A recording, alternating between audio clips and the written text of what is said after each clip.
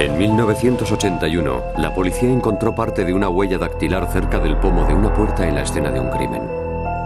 Pero sin contar con un sospechoso, la policía no tenía ninguna forma de comparar la huella con el millón de huellas que constan en sus archivos. 17 años después, la nueva tecnología forense cambió todo eso y arrojó un rayo de luz sobre un oscuro crimen.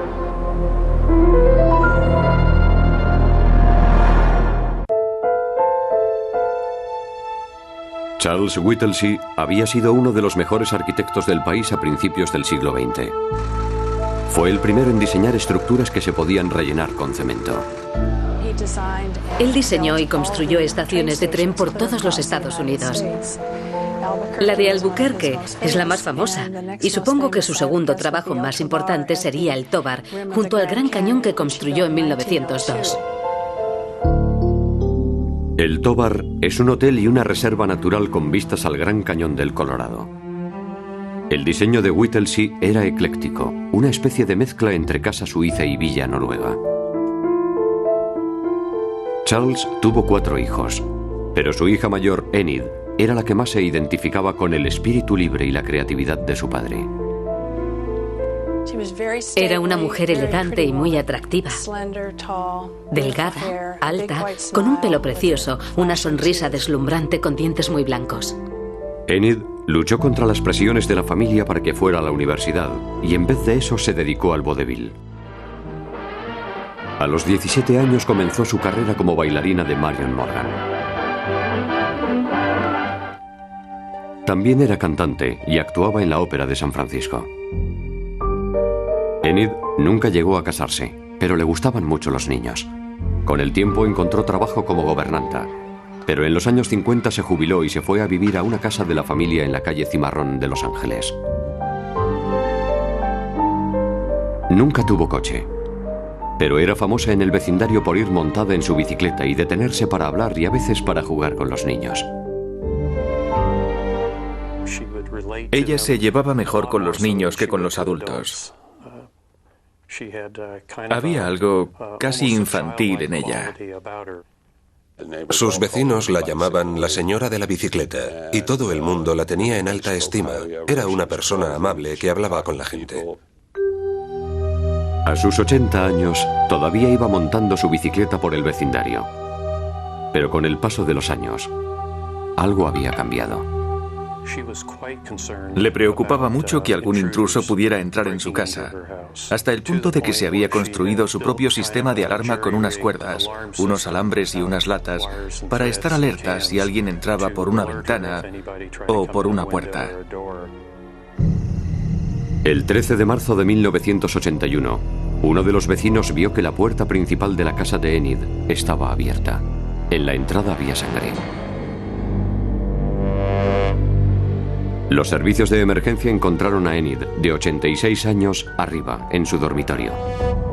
Había muerto tras recibir varias puñaladas. Frank Boland fue el primer detective en llegar al lugar. La señora ya estaba muy débil y no creo que pudiera haber ofrecido mucha resistencia. No había ninguna necesidad de producirle tantas heridas como le habían producido. Todo el dormitorio estaba revuelto. El móvil parecía ser el robo. Había varios cajones abiertos, había muchas cosas tiradas y varias de ellas tenían sangre dentro y fuera de los cajones. Boland también vio gotas de sangre que bajaban por el lado izquierdo de la escalera. La persona que había dejado las gotas de sangre estaba alejándose de la habitación donde estaba el cuerpo y había bajado por las escaleras hasta la puerta principal. En la puerta principal había una mancha de sangre y una huella digital, lo cual significaba que había atravesado dicha puerta. Los investigadores esperaban que las huellas y las gotas de sangre pudieran llevarles hasta el asesino.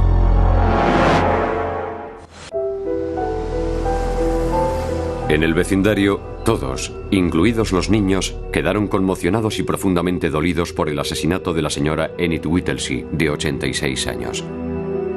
A pesar de su buen talante, sus amigos sabían que sentía un miedo casi patológico a la delincuencia. Puede que fuera una premonición o solo una casualidad, pero había algo que la estaba atormentando. Siempre llevó una vida noble y nunca había molestado a nadie. Era una injusticia que una mujer tan cariñosa y tan dulce tuviera que acabar sus días así. No era justo que la mutilaran de esa forma. Dentro de la casa había un mundo de pruebas forenses que contaban la historia de lo ocurrido en los últimos momentos de la vida de Enid. Nosotros creemos que el individuo llegó al porche de la casa, abrió la ventana del porche, entró por la ventana, pisó el piano, que tenía polvo, dejó una huella y en algún momento sacó un cuchillo.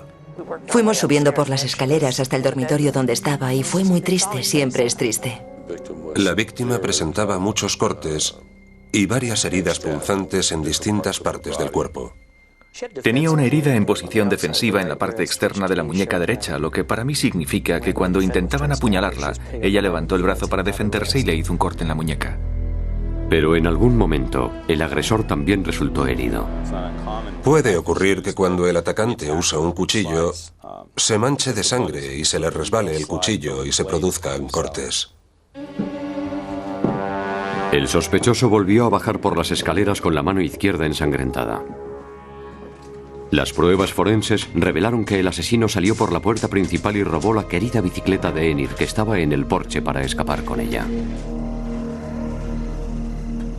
Es muy triste que alguien que ha vivido tantos años en el mismo barrio no pueda sentirse seguro en su propia casa. Michelle Kessler fue la encargada de recoger las muestras de sangre de la casa. Empezó por el piano del salón. Estaba seca y quebradiza, así que decidí usar un escalpelo para recoger la mancha y ponerla en una hoja de papel blanco que después doblé por los lados para que estuviera aireada. Y luego metí la hoja en un sobre. Kessler empleó una técnica distinta con las manchas de sangre de la puerta principal. En aquella época usábamos trocitos de gasa empapada en agua y pinzas desechables que íbamos limpiando de vez en cuando con alcohol. Los especialistas en huellas dactilares encontraron 3 huellas en una ventana. También encontraron una cuarta huella en el arco que llevaba a la puerta principal de la casa. Pensaron que podía ser una huella de la palma de la mano. Los investigadores fotografiaron las huellas de pisadas iluminándolas en ángulo oblicuo. Se trata de iluminar la superficie con una linterna en un ángulo oblicuo. Es como cuando vas a la nevera en casa y no se ven las huellas de la puerta, pero enciendes la luz y abres la puerta y ahí están las huellas. Las pruebas forenses bastaban para que la policía entendiera cómo se había cometido el crimen. Pero las pruebas no podían identificar al asesino. Era el año 1981, 5 años antes de que se usara por primera vez la prueba de ADN en un caso de asesinato. La policía no consiguió encontrar ningún testigo del crimen. Ninguno de los vecinos había visto nada sospechoso. Entonces, los detectives intentaron buscar pistas en otras zonas. Estuve hablando con otros detectives y comparamos notas, comparamos huellas. Pero en realidad no teníamos ningún sospechoso concreto. Comparar las huellas del domicilio de Enid Whittlesey con las de individuos detenidos por delitos parecidos en la misma zona no era difícil. Pero compararlas con todas las huellas del archivo era una tarea imposible. Había que comparar más de 1 millón de fichas. Con un sospechoso conocido, habría sido fácil sacar la ficha y hacer la comparación. Pero sin un sospechoso, era algo muy difícil, y más con una huella incompleta. Y sin la identificación de la huella, el caso seguía abierto. Lo único que sabían los investigadores era que el asesino tenía sangre del tipo B y que era zurdo. Sabíamos que estaban haciendo una investigación exhaustiva. Y nos sorprendía que pasara el tiempo y no hubiera ningún resultado. Tendrían que pasar otros 16 años antes de que las nuevas tecnologías les proporcionaran a los investigadores una pista sólida.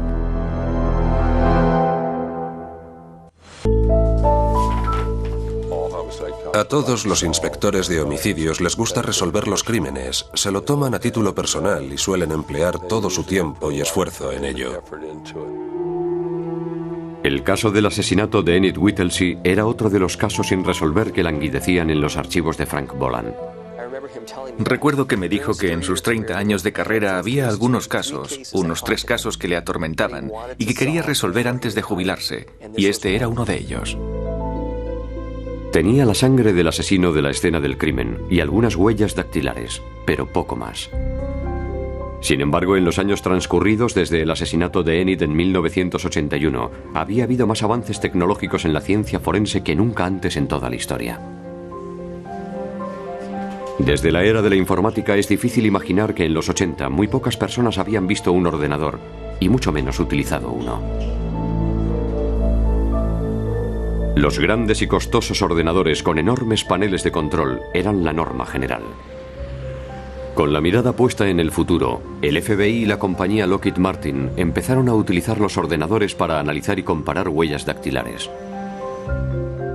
Cuando llegaron los escáneres para capturar las huellas y se pudieron comprimir y formatear los archivos, nació el AFIS. El AFIS es el Sistema Automatizado de Identificación de Huellas Dactilares. Es un sistema informático que lo que hace es tomar una foto de la huella, la escanea y después elabora una lista de candidatos que suele ser de unos 10 individuos que tienen características parecidas a las de la huella que buscamos. Esta nueva tecnología revolucionó el análisis de huellas dactilares, no solo para los nuevos casos, sino también para los antiguos. Yo acostumbraba a revisar los casos antiguos de vez en cuando y pedir una nueva comprobación de las huellas. Así que el detective Boland envió las 4 huellas encontradas en el domicilio de Enid Whittlesey al laboratorio forense. El AFIS no encontró ninguna coincidencia para las 3 huellas de la ventana, pero tuvo más suerte con la huella parcial de la palma de la mano. La huella era de una zona tan pequeña que no sabíamos si era la huella de un dedo o la huella de la palma de la mano. En este caso, el AFIS determinó que se trataba de la huella parcial de un dedo y no de una huella de la palma de la mano. Y el ordenador identificó a 10 individuos cuyas huellas había que analizar con más detenimiento. Entonces buscamos las fichas de los candidatos para comparar las huellas y fuimos haciendo la comparación usando una lente de aumento especial.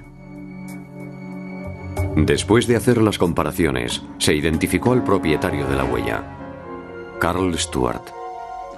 De inmediato nos pusimos a investigar su pasado y descubrimos que vivía a 1 kilómetro escaso de la víctima. Tenía un extenso historial delictivo en la división de Wiltshire y había sido detenido varias veces por robo y delitos parecidos. Irónicamente, Carl Stewart se encontraba en la celda de una cárcel de Los Ángeles después de haber sido acusado de un delito de malos tratos. Fui a buscar a su mujer, que era la que había presentado los cargos contra él. Estuvimos hablando un rato y me dijo que era una persona que no respetaba mucho a los ancianos y que había cometido muchos robos. También le dijo a la policía que Stewart solía tener en su punto de mira a los ancianos de Beverly Hills, Culver City y Wiltshire, más cerca de su casa. Pero además añadió otro dato: Stewart era zurdo. El 26 de diciembre de 1996, el detective Boland y otros 2 detectives interrogaron a Carl Stewart. Empecé preguntándole sobre el barrio en que vivía y sobre cosas de su pasado, y después ya fui empezando a hablarle sobre el crimen. Pero a esa señora alguien le produjo heridas que le causaron la muerte. Vale, pero yo no tengo nada que ver con eso. Perdón, ¿cómo ha dicho? Que yo no he hecho nada. ¿Y sabe quién pudo hacerlo? No. Al principio, Carl Stewart declaró no saber nada sobre el robo ni sobre Enid Whittlesey. Pero después empezó a cambiar su versión sobre los hechos. Bueno, la había visto alguna vez pasar por el barrio y eso. Yo era muy pequeño, pero nos saludaba a los chicos del barrio cuando pasaba con su bicicleta y nosotros también la saludábamos y esas cosas. Nosotros íbamos dándole información sobre las pruebas poco a poco. Y él reaccionaba para acomodar su versión a las pruebas que le presentábamos. Cuando le dijeron que se había encontrado su huella dactilar cerca de la puerta principal de Enid, Stuart dijo que en una ocasión había estado un momento en su casa, pero que no tenía nada que ver con su muerte. El fiscal del distrito, Hayden Saki, era el hombre a quien correspondía la decisión de llevar el caso ante los tribunales. El crimen ocurrió el 11 de marzo de 1981, cuando yo todavía estaba estudiando. Y entonces pensé, vaya, este sí que es un caso antiguo. Va a ser muy difícil encontrar testigos. ¿Se habrán conservado bien las pruebas? Aun habiendo identificado la huella, Saki sabía que aquello no era suficiente para condenar a Stuart por el asesinato de Enid. Solo teníamos una huella. Supongo que en teoría sí se podía ir a juicio con la huella como prueba, pero él también habría podido justificarla dando cualquier explicación. El resto de las pruebas habían estado guardadas en el almacén de la policía durante los 16 años que habían transcurrido desde el asesinato. Todas, a excepción de una de las pruebas más importantes. La muestra de sangre de Enid que había tomado el médico forense había desaparecido. Haría falta otro gran avance en la ciencia forense que aún no estaba disponible en 1981 para llevar a Carl Stuart ante la justicia. Llevaron a Carl Stuart a la enfermería de la cárcel del condado para extraerle unas muestras de sangre y me entregaron las muestras a mí para hacer los análisis. Los investigadores querían cerciorarse de que la sangre de Stuart era la misma encontrada en la residencia de Enid Whittlesey. Para conseguirlo, los científicos necesitaban una muestra de sangre de Stuart y otra de Enid Whittlesey. Pero la muestra de sangre de Enid, tomada durante la autopsia, ya no estaba entre las pruebas recuperadas. Lo que tuvimos que hacer, a falta de la muestra de la autopsia, fue aprovechar el pijama que llevaba Enid Whittlesey para obtener una nueva muestra de sangre que nos sirviera de referencia, porque el pijama tenía manchas de sangre. Las pequeñas muestras de tejido del pijama fueron sumergidas en agua destilada. El agua diluye la mancha de sangre y los glóbulos, las células sanguíneas en este caso, los glóbulos blancos que se hidratan rompiendo la membrana celular y liberando todo su contenido junto con el ADN en el agua. El siguiente paso era limpiar el ADN. Primero pusimos la muestra en un centricón. El centricón es como un filtro y lo que hace son dos cosas. Limpia el ADN y lo concentra en un volumen más reducido de agua. Después, se hacen copias del ADN hasta conseguir una muestra más fácil de analizar a través de la reacción en cadena de la polimerasa, o PCR. Se identificaron 6 marcadores genéticos en azul durante el proceso de la PCR. Había una muestra que coincidía con el perfil genético de Enid Whittlesey. El resto de las muestras, creo que había 8 muestras de sangre recogidas en el domicilio, todas coincidían con el perfil genético de Carl Stuart. Las pruebas demostraban que Carl Stuart había dejado un rastro de sangre en el domicilio de Enid Whittlesey. La sangre de Carl Franklin Stuart estaba en la escena del crimen. La sangre era la suya. ¿Qué podía alegar la defensa? El 17 de mayo de 1999, Hayden Saki presentó las pruebas del asesinato de Enid Whittlesey ante el jurado.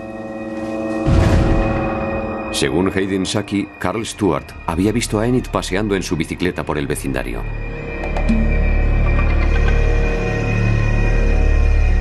Más tarde, Stuart habría forzado la entrada a la casa a través de una ventana y dejado la huella de una pisada sobre el piano que había tras ella. Y el móvil habría sido el robo. En el piso de arriba, Enid se encontró con Stuart. Empezó un forcejeo que le produjo lesiones en las muñecas y los brazos al intentar defenderse. Durante el forcejeo, Stuart se hizo un corte en la mano izquierda que dejó un rastro de sangre por todo el lado izquierdo de la escalera. Stuart dejó una huella incompleta en el marco de la puerta principal al salir de la casa. Una huella que en principio se pensó que podría ser de la palma de la mano. pero que después fue identificada como una huella dactilar mediante el sistema automatizado de identificación de huellas dactilares. Sabíamos que le habíamos descubierto, sabíamos que Carl Franklin Stuart había estado en la casa porque había dejado una huella y su propia sangre. Sabíamos que él era el culpable. El jurado solo tardó 2 horas en declarar a Carl Stuart culpable de asesinato en primer grado. Y una persona que no merecía la muerte que tuvo. Fue sentenciado a cadena perpetua sin posibilidad de libertad condicional. Era la primera investigación criminal que se le asignaba a Frank Boland. A pesar de tardar 17 años, se ganó el respeto de todos sus colegas. Siempre da el 110% en todas las investigaciones en que participa. Y a veces es un poco pesado, pero es todo por una buena causa, y yo disfruto trabajando con él. No puedo decir que sea motivo de alegría, pero conseguimos sacar a una persona de las calles que había cometido un horrendo crimen. Y yo diría que el mundo de los ancianos, de las mujeres, de todos en general, hoy es un poco más seguro, porque esa persona está entre rejas. Eran muchas decepciones, muchos casos que se quedaban sin resolver y con los que no se podía hacer nada, pero ahora tenemos una tecnología milagrosa. Me parece maravilloso que pasados tantos años puedan volver ahora con sus nuevos equipos, sus nuevas tecnologías y cerrar esos casos sin resolver. Meter a esa gente donde se merece. Me parece maravilloso.